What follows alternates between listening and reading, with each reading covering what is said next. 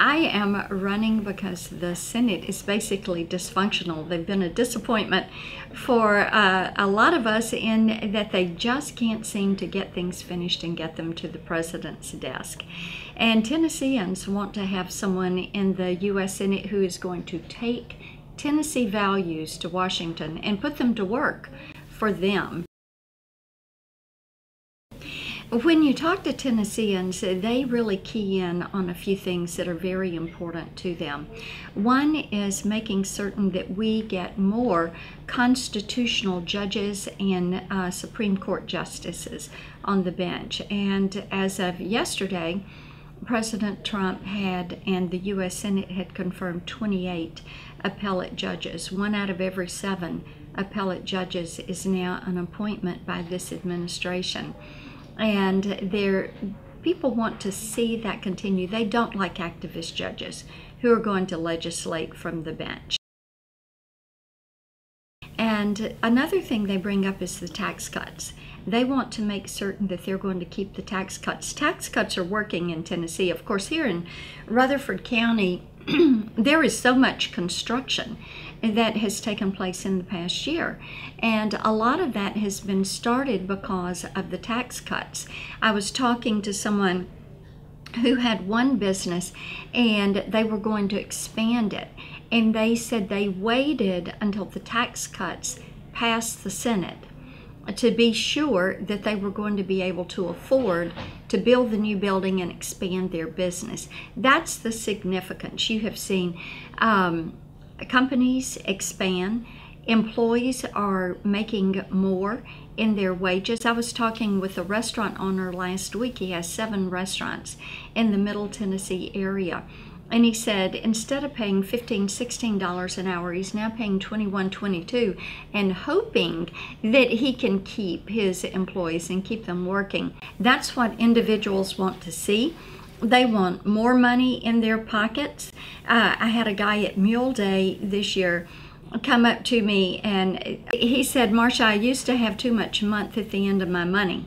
Now I've got a little bit of money at the end of my month." Another thing they talk about is securing the southern border. That is a top issue with Tennesseans. They want to make certain that our southern border is secure and that we end illegal entry into this country, whether it's gangs, drug, sex, human traffickers. They want that to stop. The MS-13 gangs, of course, we've recently in Middle Tennessee, we saw in Nashville where 3 MS-13 gang members were indicted, 2 for murder, 1 for cocaine trafficking. People are very concerned about this. Well, I think it's important when you talk about DACA, which is the Deferred Action for Childhood Arrivals program, and is not an act of Congress. It is not federal law. It was done by executive order. What you know is trying to solve an issue by executive order does not work. You need to have the participation. And what you want is a solution, not a stopgap. And in the past, we have gotten stopgaps. Now, there are 2 different components of this. One is the children that are dreamers that were brought here. And finding a way to legalization for them is something that Congress has supported. It is something the President has supported, and we were really disappointed that Democrats chose not to address that issue. They wanted the issue, not the solution. And what you need is the solution. Now, in times past, Congress has twice passed my legislation that would deal with DACA, that would freeze it until Congress could take an action on this. I think that is the responsible thing to do. I think it's important to realize I'm the Republican nominee. Phil Bredesen could have run as a Republican. He could have run as an independent, but he chose to run as a Democrat. So he has already decided that that is going to be his affiliation.